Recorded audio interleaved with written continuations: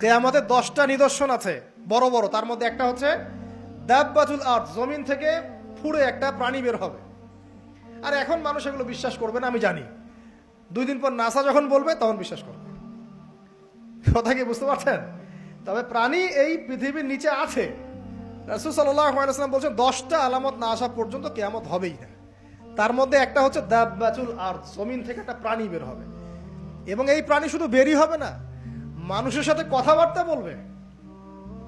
এবার মানুষের সাথে কথা বলবে প্রাণী। বিশ্বাস করছেন? এখন বিশ্বাস করছেন না জানি, কিন্তু প্রাণী মানুষের সাথে কথা বলবে। আল্লাহ পাক বলাতে পারেন না? পারেন।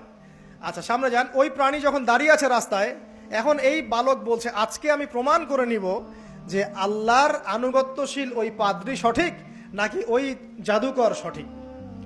এবার সে একটা ইট হাতে নিল, পাথর হাতে নিয়ে এসে বলছে, আল্লাহ তোমার কাছে যদি ওই জাদুকরের কাজের চাইতে এই পাদ্রীর কাজ বেশি পছন্দনীয় হয়, এই ইটের আঘাতে এই জন্তুকে তুমি মেরে ফেলো আল্লাহ। এ বলেছে বিসমিল্লাহ বলে পাথর নিক্ষেপ করলো, নিক্ষেপ করার সাথে সাথেই জন্তু ডেড। তখন তার আইন আল ইয়াকিন, হাক্কুল ইয়াকিন হয়ে গেল যে হ্যাঁ, আল্লাহর কাছে এই পাদ্রীর আমলই সবচেয়ে বেশি পছন্দনীয়। তার আর মনে কোনো সংশয় থাকলো না। কিশোর মানুষ না, কতটুকুই বা বোঝেন নাই? এবার তার মধ্যে একটা ইয়াকিন চলে আসলো এবং সে পরিপূর্ণ মুমিন মুসলিম হয়ে গেল। এবার যখন সে রাজ দরবারে যায়, তার কাছে পেশেন্ট আসে, মানে একজন মানুষ এসেছে, সে বলছে যে আমার চোখে সমস্যা। সে চোখে হাত দেয়, হাত দিয়ে বলে যে আপনি আল্লাহর প্রতি ঈমান নিয়ে আসেন, আমি আল্লাহর কাছে দোয়া করব, চোখ ভালো হয়ে যাবে। এভাবে পেশেন্ট আসে, সে বলে আল্লাহর প্রতি ঈমান নিয়ে আসেন, আমি দোয়া করব, ভালো হয়ে যাবে। এভাবে আস্তে আস্তে তার নাম এবং খ্যাতি ছড়িয়ে পড়তে লাগলো। যেই তার কাছে আসে সে বলে আগে মুসলিম হন, ইমানদার হন, আল্লাহর প্রতি বিশ্বাস করেন, আমি দোয়া করব, ভালো হয়ে যাবে। চোখ অন্ধ ভালো হয়ে যাচ্ছে, কুষ্ঠরোগী ভালো হয়ে যাচ্ছে, হ্যাঁ, প্যারালাইজড রোগী ভালো হয়ে যাচ্ছে, আলহামদুলিল্লাহ। নবী ঈসা আলাইহিস সালাম এমনটা করেছিলেন না? আল্লাহ পাক চাইলে করতে পারেন। একদিন ওই রাজ দরবারের একজন মন্ত্রী আসছে, এবার ওই রাজার একজন এমপি সাহেব, তার চোখে সমস্যা, সে আসছে, এসে বলছে যে আমার এই চোখের সমস্যা, আমার চোখটাকে ভালো করার দরকার, তোমার কাছে কোনো ওষুধ আছে নাকি? সে বলছে যে আপনি আল্লাহর প্রতি ঈমান নিয়ে আসেন, আমি আল্লাহর কাছে দোয়া করব, আপনি ভালো হয়ে যাবেন। এবার সে আলহামদুলিল্লাহ ঈমান নিয়ে আনলো এবং সে ভালো হয়ে গেল। এই ভালো হয়ে যাওয়ার পরের দিন যখন সে আবার ওই পার্লামেন্টে গিয়েছে আর কি, ওদের তৎকালীন রাজদরবারে, এবার রাজা ওকে দেখে বলছে যে তোমার তো চোখ অন্ধ ছিল, কিভাবে শেফা লাভ করলে? তো সে বলে না কিভাবে শেফা লাভ করলো, সে বলতে চাচ্ছে না, কারণ সে আজ করছে যে বললে সমস্যা হবে। তো এক পর্যায়ে তাকে খুবই পিটুনি দেওয়া হচ্ছে, রিমান্ডে নিয়ে গিয়ে কঠিন মাইট দেওয়া হচ্ছে। এক পর্যায়ে সে মারের যন্ত্রণা সহ্য করতে না পারে বলে ফেললো যে ওই বাচ্চা, তার কাছে গিয়ে আমি আরোগ্য লাভ করেছি এবং সে আমাকে বলেছে যে তার রবের প্রতি ঈমান নিয়ে আসতে, তাহলে আমি শেফা লাভ করব। এই বাচ্চা এখন বলছে ফেরাউনের মতো যে আয়না রব্বুকুমুল আ'লা, আমি তো তোমাদের রব। নমরুদের মতো আমি তো তোমাদের রব, ঠিক আছে, আমি ছাড়া তোমাদের কে রব আছে? আমি তো জানি না যে আমি ছাড়া তোমাদের কোনো ইলাহ আছে। এবার এই লোকটাকে হত্যা করা হলো, এই এমপি সাহেবকে হত্যা করা হলো, বিকজ সে ঈমান নিয়ে আস।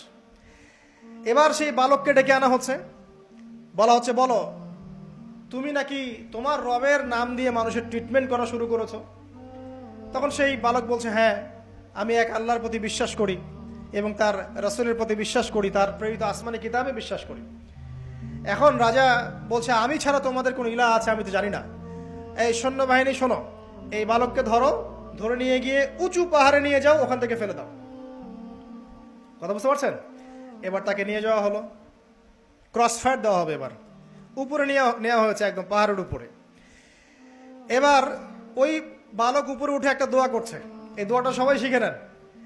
ওই বালক উপরে উঠে দোয়া করছে আল্লাহুম্মা কফিনিহিম বিমা শি'তা, আল্লাহুম্মা কফিনিহিম বিমা শি'তা, আল্লাহুম্মা কফিনিহিম বিমা শি'তা। পাহাড় থরথর করে কাঁপা শুরু করলো এবং ওই সৈন্যবাহিনী পাহাড় থেকে পড়ে গেল, বালকের কিচ্ছু হলো না।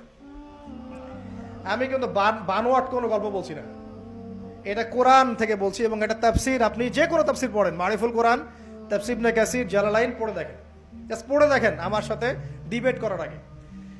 এবার সে বালক হেঁটে হেঁটে চলে আসলো রাজদরবারে। আবার কি ব্যাপার, তুমি মরো নাই?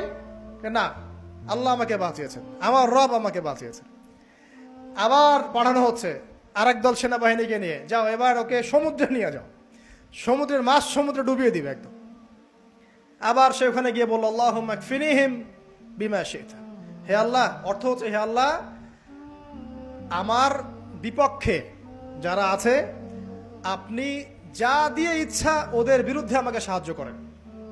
অর্থটা হচ্ছে এমন, আল্লাহুম্মা কফিনিহিম বিমা শি'তা, আল্লাহ আপনি আমার জন্য যথেষ্ট হয়ে যান, ওদের বিরুদ্ধে আমার জন্য যথেষ্ট হয়ে যান, যা ইচ্ছা তাই দিয়ে আপনি হেদায়েত করুন, মানে আমাকে হেফাজত করুন। ঠিক আছে, আল্লাহুম্মা কফিনিহিম বিমা শি'তা, ছোট্ট দোয়া।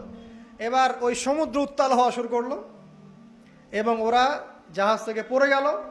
এই বাচ্চা সেফলি আবার চলে আসলো রাজদরবারে। বিশ্বাস করছেন না?